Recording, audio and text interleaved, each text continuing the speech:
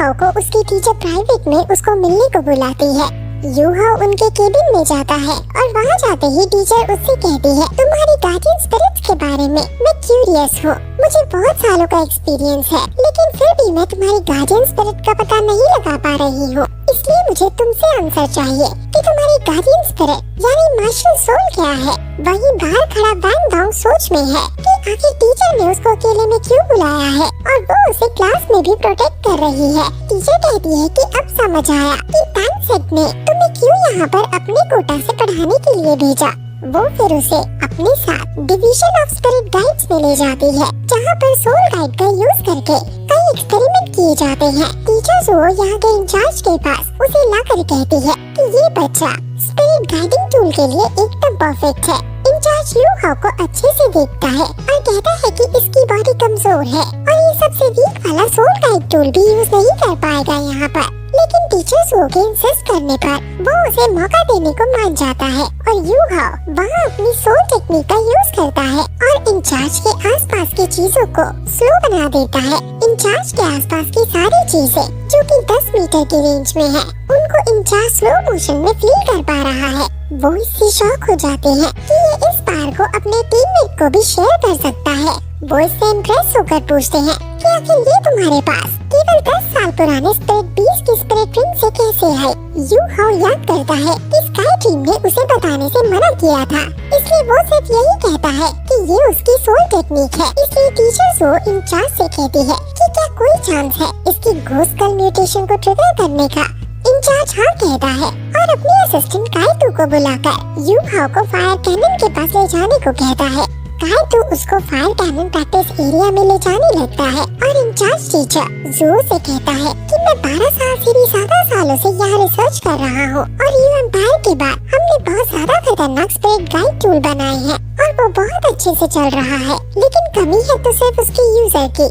काइटू you हाओ को firing range में ले जाता है और खुद स्पिरिट गाइडिंग टूल गन पहन लेता है और वो टारगेट पर शूट करता है और उसका निशाना काफी अच्छा है। वो सभी टारगेट्स को शूट कर देता है और नेक्स्ट लेवल पर आ जाता है। अब उसके सामने मूविंग टारगेट्स है जो जल्दी जल्दी मूव कर रहे हैं और उनको ऐसा लग रहा है मानो वो आसमान में किसी पक्षी पर उड़कर किसी और उड़ने वाले जानवर पर हमला कर रहे हैं। यू हाओ अपनी सोल टेक्निक का यूज करके उनके आसपास की जगह को स्लो कर देता है, जिससे उनके लिए ये टारगेट्स बहुत धीरे धीरे मूव होने लगते हैं और वो सभी पर निशाना लगा देते हैं सिवाय एक के, क्योंकि वो टारगेट थोड़ा दूर था और सिर्फ 10 मीटर तक के एरिया में ही वो स्लो मोशन से चीजों को देख पा रहे थे। वो यू हाओ की तारीफ करते हैं, लेकिन उससे कहते हैं कि तुम्हारी रेंज इनफ नहीं है अभी। वहाँ इंचार्ज भी आ जाते हैं और कहते हैं कि अगर हमें इसका कुछ बेनिफिट लेना है तो कम से कम इसकी रेंज 100 मीटर होनी चाहिए। इंचार्ज का नाम फैन यू है और यू हाओ फैन यू के पास आकर कहता है कि जैसे जैसे मेरी सोल पावर बढ़ेगी वैसे वैसे मेरी ये सोल टेक्निक की पावर बढ़ती जाएगी। उसको इस बात पर यकीन नहीं होता क्योंकि सोल टेक्निक की पावर बढ़ती नहीं है।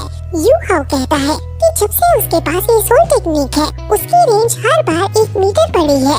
वो मान जाते हैं और कहते हैं कि जब तुम 100 मीटर की रेंज को अचीव कर लोगे तब हम तुम्हें जरूर कंसिडर करेंगे। मैं तुम्हें स्पिरिट गाइड टूल्स बनाना सिखाऊंगा। इस पर वो खुश हो जाता है, वापस बाहर ले जाती है और रास्ते में बताती है कि fan you one of the best ghost master है और अगर तुम उसके सहयोगी बन गए तो तुम्हारा फ्यूचर बहुत ब्राइट हो जाएगा, लेकिन उसके लिए पहले तुम्हें यहाँ होने वाले एग्जामिनेशंस को पार करना होगा और अगर तुम एक में भी फेल हो गए तो तुम्हें श्रेक एकेडमी से बाहर निकाल दिया जाएगा। वहाँ फिर एकदम तान्या आती है जो उससे कहती है कि तुम्हारे पास जरूर पैसों की कमी चल रही होगी फिलहाल। मैं तुम्हें आज रात को मिलूंगी और हम दोनों कुछ पैसे कमाने के लिए चलेंगे। अभी क्लास की अनाउंसमेंट हो जाती है, इसलिए वो तुरंत क्लास अटेंड करने के लिए भागता है और वहाँ क्लास में वैन डोंग उससे पूछता है कि तुम्हारी गार्डियन स्पिरिट आखिर है क्या। मेरी गार्डियन स्पिरिट बहुत ब्यूटीफुल बटरफ्लाई की है जिसका नाम गॉडेस ऑफ लाइट है। यू हाओ बताता है कि उसकी गार्डियन स्पिरिट आई है और वो इसको स्पिरिट आई बुलाता है और इसी की वजह से वैन डोंग उस पर एक भी अटैक नहीं कर पाया क्योंकि वो अपनी आई की वजह से पहले ही उसके अटैक को प्रेडिक्ट करके उससे बच जाता है। वैन डोंग अब समझ आता है कि वो कैसे इससे हार गया। वहाँ टीचर आती है और उनको फिर से फील्ड में जाकर असेंबल होने को कहती है। वो उन सभी को एक काम देती है और और कहती है कि ये आर्मर तुम्हारी बॉडी क्वालिटी को इम्प्रूव करेगा और इसको पहनकर तुम्हें दौड़ना है। तुम में से कोई भी अपनी सोल टेक्निक का यूज नहीं करेगा और तुम में से जो लास्ट होगा वो एलिमिनेट कर दिया जाएगा। अब सब लास्ट में ना जाने के लिए दौड़ने लगते हैं और अब आर्मर को पहनकर दौड़ना उनके लिए और ज्यादा मुश्किल हो रहा है। वो सभी लेकिन फिर भी जी जान लगाकर भाग रहे हैं।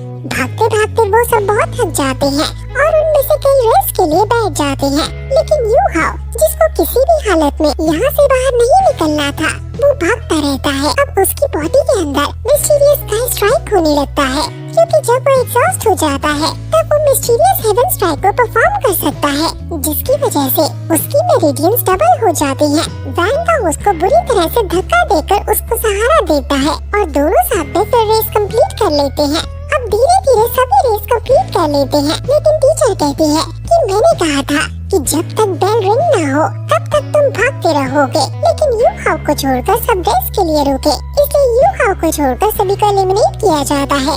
ये सुनकर सभी काफी शॉक हो जाते हैं, लेकिन सभी को एक और मौका दे देती है और कहती है कि आज के दिन कोई भी एलिमिनेट नहीं किया जाएगा, क्योंकि तुम सभी ने रेस कंप्लीट करके ये दर्शाया है कि तुम इस एकेडमी में पढ़ने के काबिल हो। तुम्हें यू हाओ से जो मोटिवेशन मिली थी और जिसकी वजह से तुम रेस को छोड़कर फिर से भाग खड़े हुए, वो सराहनीय है। इसलिए मैं यू हाओ को मॉनिटर बनाती हूँ। फिर ये एपिसोड यही खत्म हो जाता है।